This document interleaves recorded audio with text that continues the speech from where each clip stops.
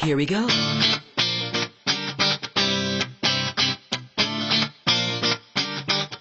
Let me lift you up.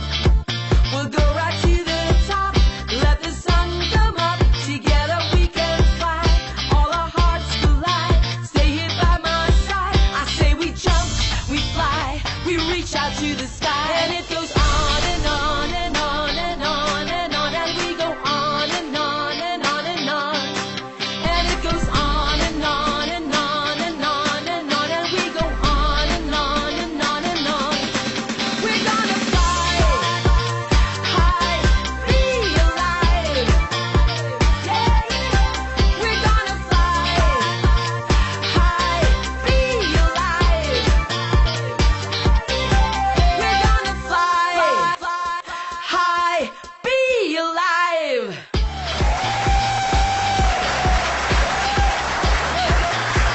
Pilipinas, good morning sa inyong lahat. Saan man po kayo naroon, tiyak na mag-i-enjoy kayo with information and inspiration fit for everybody. Today, Susan, kakaibang papakita natin. Talaga? These are 3 different stories. Correct. Talagang unique. Kaya huwag kayong aalis kasi very powerful ang episode natin ngayon, Susan. Alam mo ba ang story natin ngayon tungkol sa isang treasure hunter? Wow. Treasure hunter? Oo, treasure hunter. At alam mo, yung mga kasamahan niya, out of 5 sila, siya lang ang nabuhay. At malalaman natin kung paano nangyari ito. So, mula sa Bohol, let's listen to Max Matildo.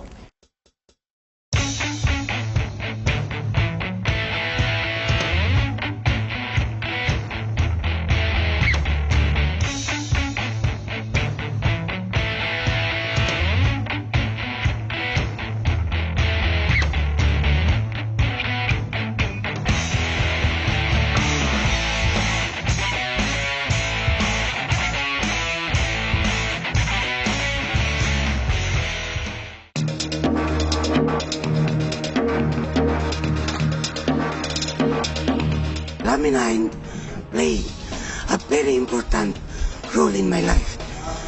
Dahil sa Laminine, naibalik yung boses ko. Si Max, isang treasure hunter, subalit isang di makakalimutang pangyayari ang naganap sa paghahanap niya ng ginto. Last year, buwan ng Mayo, nag-umpisa kaming maghukay. Hanggang 6 na buwan, naabot namin yung box. Medyo mahirap. Nang marating namin yung pinaka-concrete, binasag namin. Nakita namin ang box. Ako kasi yung leader. Kaya binuksan ko. Ako ang nagbukas. Pagkabukas, sila ang nag-pull out. Kinuha nila sa box. Meron kami mga takip sa bunganga. Pero tumama through the skin. Yung radiation po. Yung 4, wala na. Yung isa, 2 araw. Yung 3, hindi mabot ng 1 linggo. Pagamat hindi siya nasawi, isang katakatakang pangyayari tumapos sa kanya. Nawala ang boses ni Max dahil sa tumamang radiation. 2 araw lang, wala na yung voice ko. Akala ko meron, pero hangin lang lalabas. Wala nang sounds. Wala nang words. Iba't ibang doktor na ang kinonsulta niya. Lahat bigo, maibalik lang ang boses niya. May nagsabi sa akin ng Laminine, si Jasper, try mo to partner. Sabi ko, hindi ako naniniwala sa ganyan. Kasi 3 doktor na pinuntahan ko, sabi nila, hindi natin kaya. So I tried Laminine.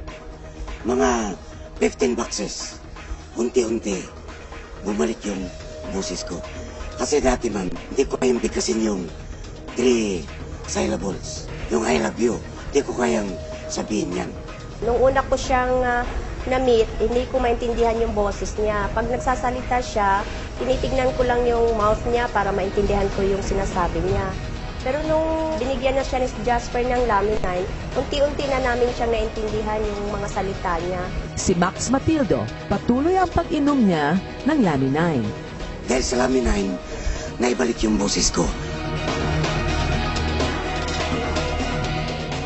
Wow, grabe. Todo Max talagang istorya ni Max, no? Pati treasure hunter naapektuhan ng radiation. Natutulungan ng Laminine. Yun ang matindi. Di ba? Kaya naman sa pagbalik natin, Pag-uusapan kung anong meron ang Lamine para magawa niya to. So stay alive here at Be Alive! We'll be right back! We're gonna fly, high, be alive.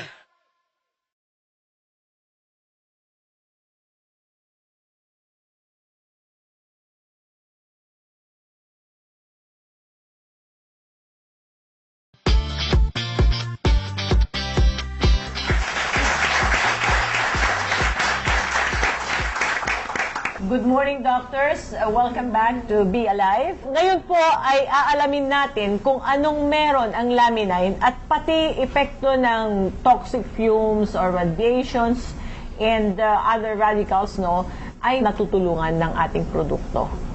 So, doctor, you've seen the BTR of Max, na treasure hunter ba yun? Treasure hunter na talagang namatay yung kanyang 4 na kasamahan within 2 days. Siya naman ho, nawala ng boses, tsaka talagang naapektado din yung mata niya. But now, after taking Lamine, he is able to talk, although raspy pa rin yung kanyang boses. Yeah. And I know that this is a rare situation or condition, So I'm sure maraming Pilipino po, doctors, na exposed sa radiation or mga toxic materials, and the Yes. environment.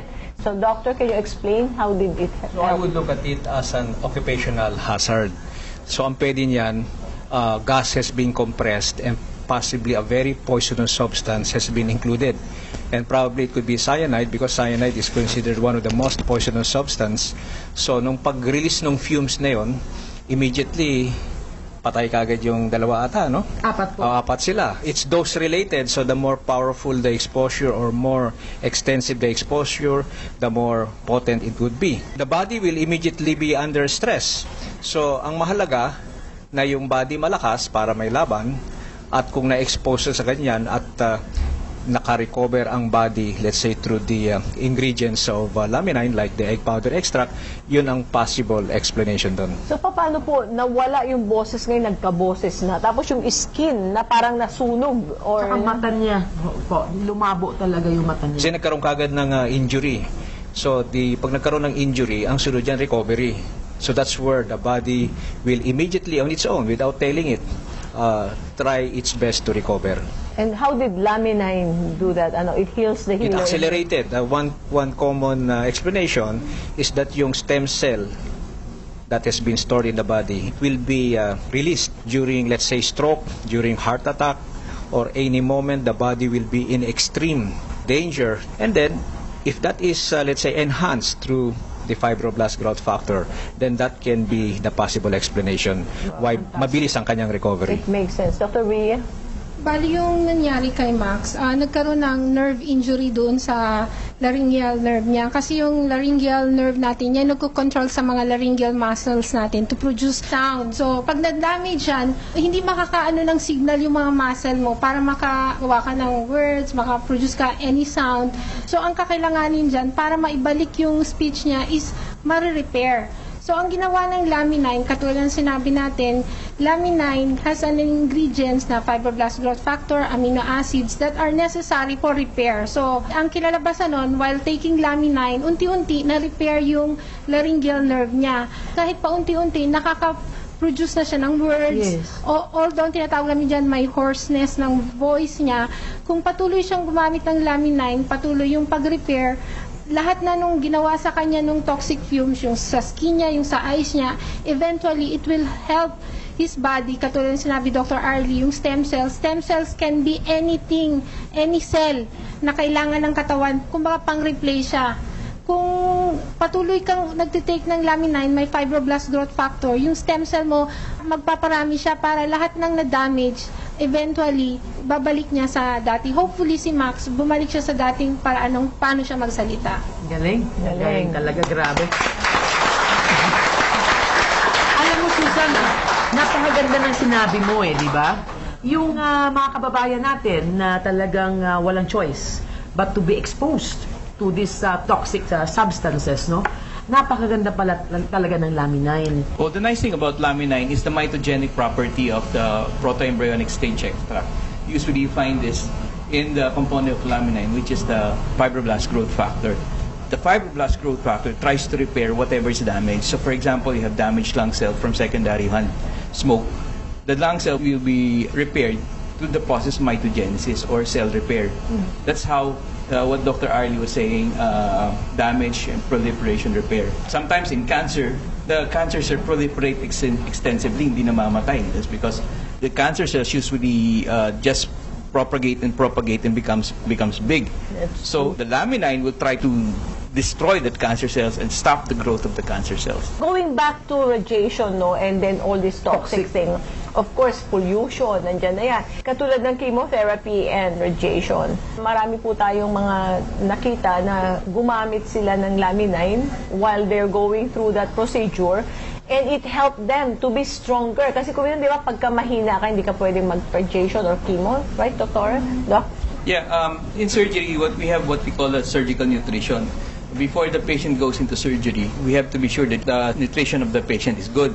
Otherwise, the repair process or the ability of the patient to heal his wound would be compromised. So the same thing, when you're sick, your nutrition should be good. This is where laminin comes in because it supplies all the amino acids, all the protein that you need for repair and wound healing. Galing. Dr. Rhea? Yung mga nanonood sa atin, sanay na yan sila makarinig ng antioxidant, diba?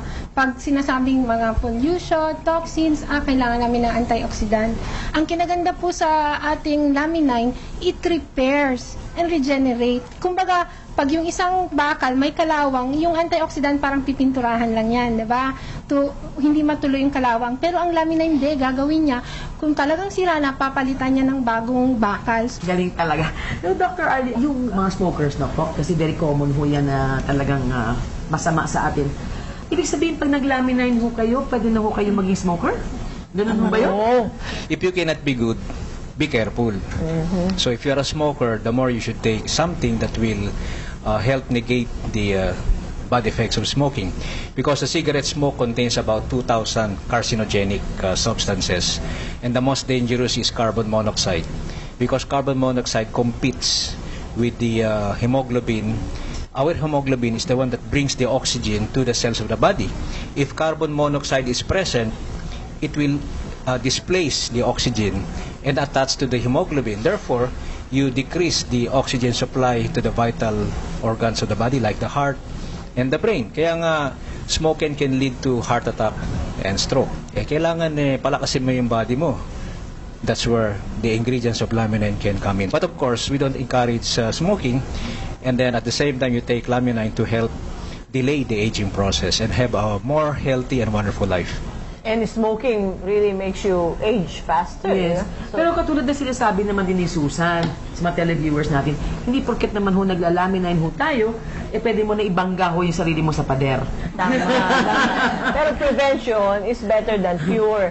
So, sa atin po na talaga pong exposed po tayo sa kung ano-anong bagay na pwedeng mag-lead sa sakit o meron tayong genetic, we really recommend, that, take into consideration. Use the product, try it, how you feel it, total money back guarantee po. And if you want to learn more about the product, come to the office at Robinson's Galleria, 1504. And every afternoon, I think 4 o'clock, Doctor?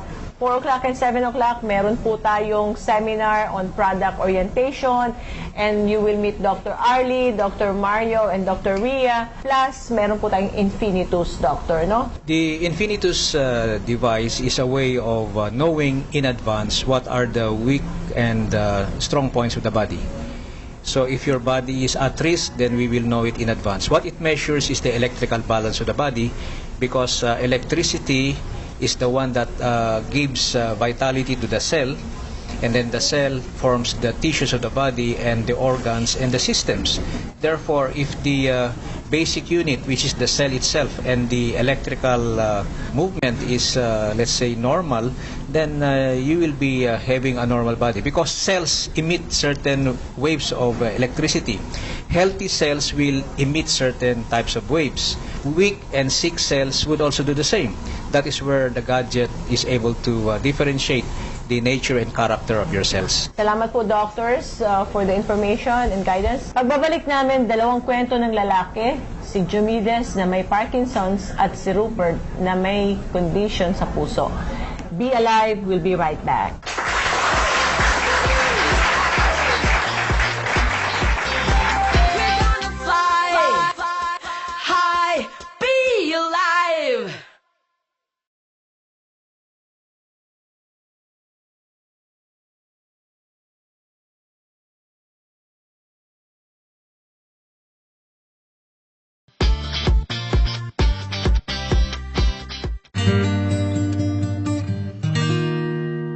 Kapag nagkakaedad na ang mga tao, kung ano-anong klase ng sakit ang dumadapo dito, gaya na lang ng dalawang storya na maririnig at makikita ninyo ngayong umaga.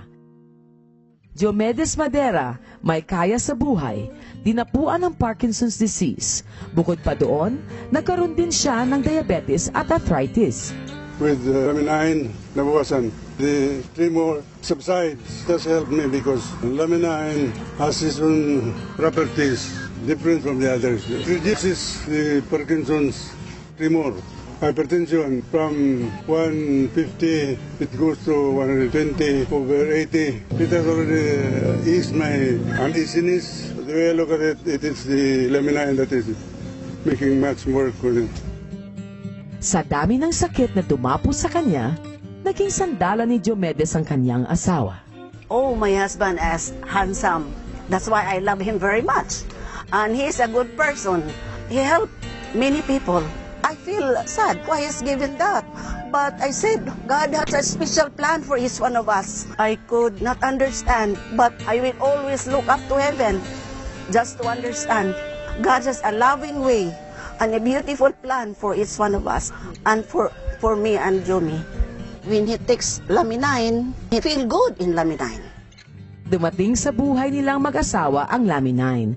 Naging daan ito para guminhawa ang nararamdaman sa katawan ni Diomedes. Pangkaraniwan naman ang estado ng buhay ni Rupert Lagrado. Gaya ni Diomedes, dinapuan din siya ng kung ano-anong sakit nung siya ay tumanda. Na-admit ko sa provincial hospital, ang diagnose nila, operahan sa appendicitis. Tinignan nila, hindi pwede ko mapirahan kasi malakas yung kuwang ko. Bit sa kasing-kasing heart ba. Nandiyan ako sa ICU, sabi ng doktor, baka pumutok na yung kuwan, yung appendicitis. Sabi ko daw, kung di ko mapirahan, uwi na kami bukas. Katulad ni Diomedes, naging katuwang ni Rupert ang kanyang may bahay sa pagharap sa kanyang karamdaman. Igipainom dayon ni Edgar atong Laminine. Nakatulog na siya. Wa na siya mag-alingasa. Oh, maano to? Nahantod pagkabuntag, tulo ka buok. Pagkamudto, tulo ka buok. Pagkahapon, tulo ka buok. Nahurot tong usang karton, tagsa-tagsa na hantod karon. Okay na siya, kaloy sa Diyos. Sabi yung anak ko, yun, minum ako ng 3. Dan lang naabot na yung mga 6 hours. Lumabas yung dumi ko. At yun na, tuloy-tuloy na yan. Nawala na yung sakit ko, yung sa tiyan ko. Sabi nila appendicitis, pati yung arthritis ko, danda nagmawala. So una pag-uwi ko, hindi ko makalakad. Matapos makilala ang Laminine, ang mga sakit na iniinda ni Rupert halos mawala na kung tutuusin. Naging maayos na ang pakiramdam niya. Bagamat halos magkaiba ang estado ng buhay, naging susi ang Laminine at pagmamahal na pinakita at pinadama ng kanilang asawa.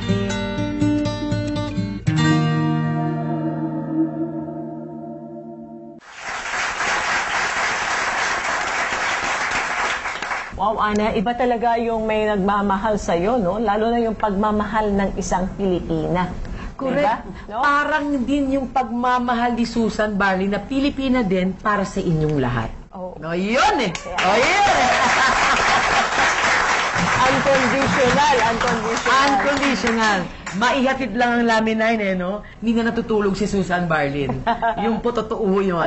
Napakaganda po ng ating nakita, nakaka-inspire. So, mahalin niyo po ang inyong mga asawa. Dahil po sila po ang nandyan sa tabi niyo kapag talagang wala ng ibang nandyan na lalapit sa inyo.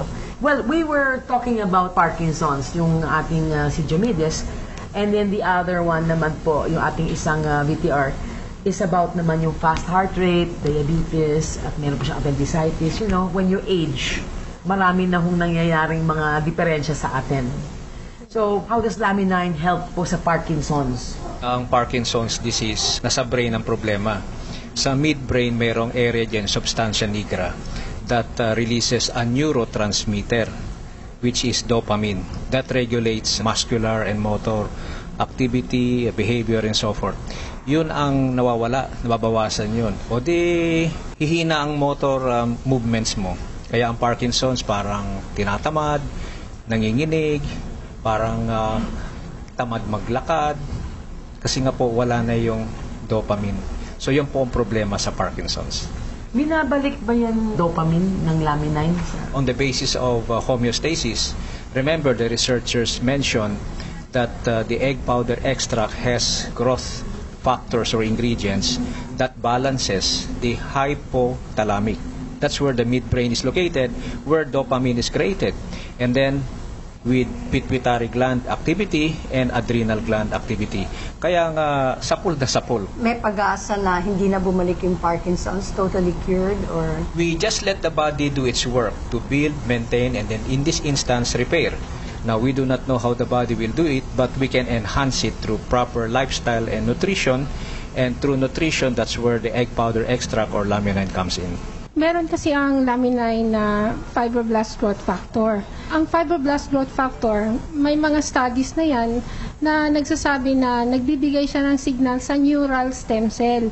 Yung neural stem cell po kasi, yan yung kung anong part ng brain ang pwede niyang palitan. Kasi unti-unti habang tumatagal, pansinin niyo po, karamihan ng may Parkinson's, 50 years old and above. Ibig sabihin, as we age, our neurons die. So, kailangan natin mapalitan yan para ma-regain mo yung tamang activity nung sinusuplayan ng neurons na yon. So, with regards to the fibroblast growth factors in laminine, kung i-enhance niya ang neural stem cell mo to repair the damaged neurons or to regenerate new neurons, then it would address the problem in Parkinson's. Yung movements mo, makokontrol, yung stiffness, at saka yung pagbagal ng kilos mo will be addressed by the fibroblast growth factor in laminine together with the amino acids and vitamins and minerals. So, kumbaga, andun na sa kanya yung mga ingredients para gawin ng katawan mo yung dapat para ma-repair niya yung dead neurons mo.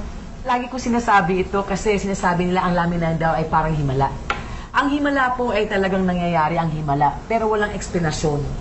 Ang napakaganda sa laminine is himala siya na may eksplanasyon. Tama. It's really amazing, Doctor. Actually, yung unang himala, yung 9-day-old fertilized chicken egg, liquid siya, ngunit hayaan mo lang, mabubuo na yung stem cell ng chicken embryo, then it will differentiate to the different cells, tissue, organ, and create the chicken. Himala yun. After 2 weeks, lilitaw na o lalabas na sa egg yung chicken. So, the source itself is already miraculous. There is no other person who placed the ingredients there except God Himself, and we haven't copied it successfully. But what we tried to do is we get the extract from that particular moment, put it into capsule form, and we hope that it will energize the cells of the body that are already created. And apparently, it does that based on the about 8 or 10 clinical studies. Here is one study. The title is the effect of egg powder extract in stress response. So when a patient is sick, he is already under stress. What are we giving to help the patient cope with stress? Nothing, because our goal is just to treat the particular problem. So it's justified that we add a food nutrient coming from the 9-day-old fertilized egg that will help the patient feel better, feel happier, feel stronger, promote sleep, promote mental clarity. I think every patient needs that. So that's the justification. Very good. Dr. Ria? With regards din dun sa isa nating case, yung supraventricular tachycardia, yung sinasabing yung mabilis yung heart rate niya, yung kahit wala siyang ginagawa, nakaupo lang siya, ang bilis ng tibok ng puso niya. Pag ganun po kasi, hindi na maganda yung supply ng blood mo dun sa mga area kasi hindi na nakakapump ng tama yung heart nyo. Imagine niyo na lang kung mabilis yung pagpump, yung lumalabas pong blood flow, hindi siya sufficient. Kaya yung marami siyang nararamdaman, possible na dahil gano'n, hindi maganda yung supply sa lahat ng areas ng katawan niya. At saka with regards dun sa love of the wife and the husband, kasi nga, di ba, ang ating laminine, meron increased libido. Pero ang sinasabi natin, it's not just pag libido connotes sex, it connotes how to be romantic or feeling good. So, yung wife niya at saka yung husband, malamang patuloy silang magmamahalan habang buhay na nagtitake sila ng laminine. At humahaba po ang pasensya. Ilan ba, doktora, ang nagpunta sa akin na sabi, Tita Susan, salamat na lang sa laminine. Ang bait-bait ng asawa ko ngayon, laging oo. Hindi na humihindi. Pag Susan, yung iba, pinapatake nila sa biyanan nila. Yan. Totoo yan. Yung dating mga sumpungin, hindi na, gano'n, di ba? Ako yun. Yung mga laging tinotopak, nawawala ho yun. Ngayon pong mga panahon na to, ang alternative at saka natural way is really very prevalent, no? Lalo na sa US. Dito rin po sa Pilipinas, nandyan na po lahat, open na. But so it's very important po to keep our eyes open because they really work, lalo na po kung may scientific backing at hindi lang po yung hype. So ang pagmamahal po natin sa ating mahal sa buhay, huwag po nating aalisin. Kung may mahal kayo, pasubukan nyo po ang laminine at mahalin nyo pong unang-una ang sarili nyo. Okay? Yes. At pobre man o mayaman, mahalaga ang pagmamahal na nabibigay ng inyong mahal sa buhay. Tama. Siyempre, may laminine na, may pag-ibig pa. Napakaganda naman nun. So, thank you, doctors. Again, Be Alive. We'll be right back.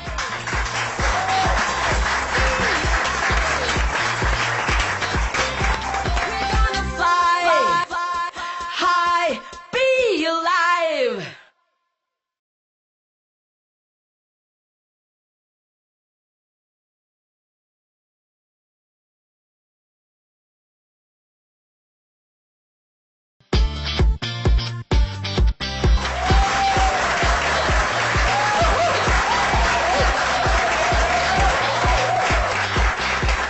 Kakaiba talaga ang naging show natin ngayon and we hope to see you all again next Sunday.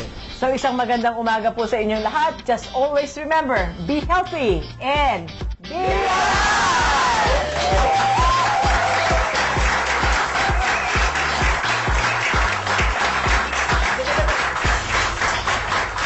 Be Alive would like to thank the following: